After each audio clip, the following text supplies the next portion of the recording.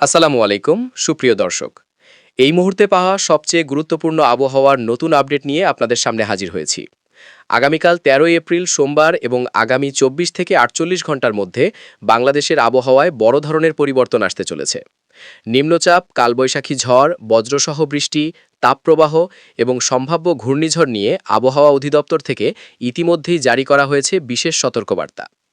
এদিকে দেশের বিভিন্ন অঞ্চলে তাপমাত্রা বাড়তে শুরু করেছে এবং সক্রিয় হতে চলেছে বছরের দ্বিতীয় তাপপ্রবাহ।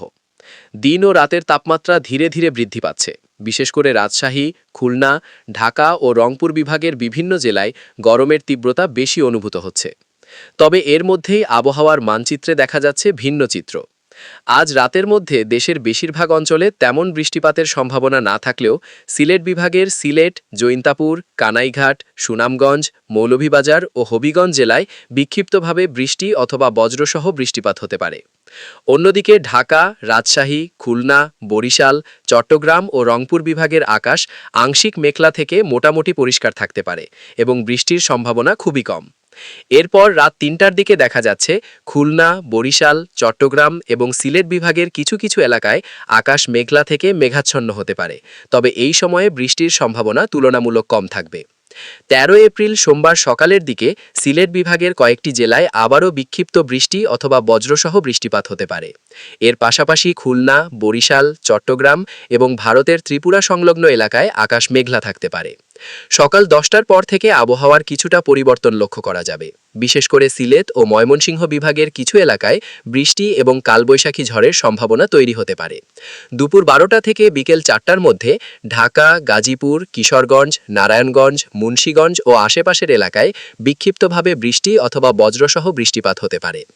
একই সময়ে ময়মনসিংহ, নেত্রকোনা, সিলেট, মৌলভীবাজার ও সুনামগঞ্জ অঞ্চলে কালবৈশাখী ঝড়ের সম্ভাবনা রয়েছে, যার সাথে দমকা হাওয়া ও শিলাবৃষ্টিও হতে পারে।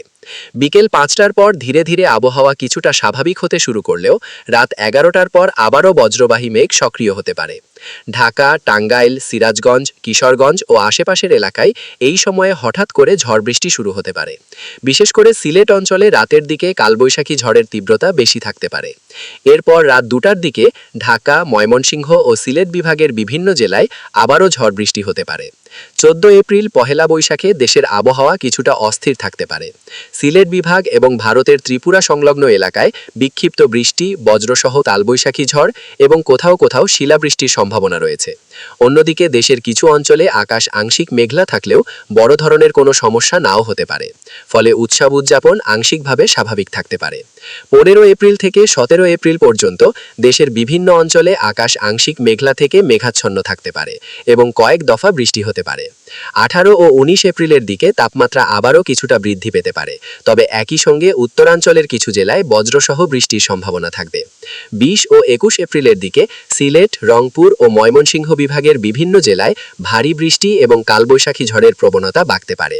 এছাড়া ২১ এপ্রিলের পর থেকে দেশের বিভিন্ন অঞ্চলে কালবৈশাখী ঝড়, শিলাবৃষ্টি এবং ভারী বৃষ্টিপাতের প্রবণতা আরও বৃদ্ধি পেতে পারে। এদিকে আবহাওয়া বিশ্লেষণে দেখা যাচ্ছে মে মাসের মধ্যে বঙ্গোপসাগরে একটি ঘূর্ণিঝড় তৈরি হওয়ার সম্ভাবনা রয়েছে, তাই আগাম সতর্ক থাকার পরামর্শ দেওয়া হয়েছে। তো এই ছিল আজকের সর্বশেষ আবহাওয়ার আপডেট। আপনি কোন জেলা থেকে এই খবরটি দেখছেন অবশ্যই কমেন্টে জানিয়ে দিন এবং সবার আগে প্রতিদিনের আপডেট পেতে আমাদের চ্যানেলটি সাবস্ক্রাইব করে রাখুন। ধন্যবাদ সবাইকে।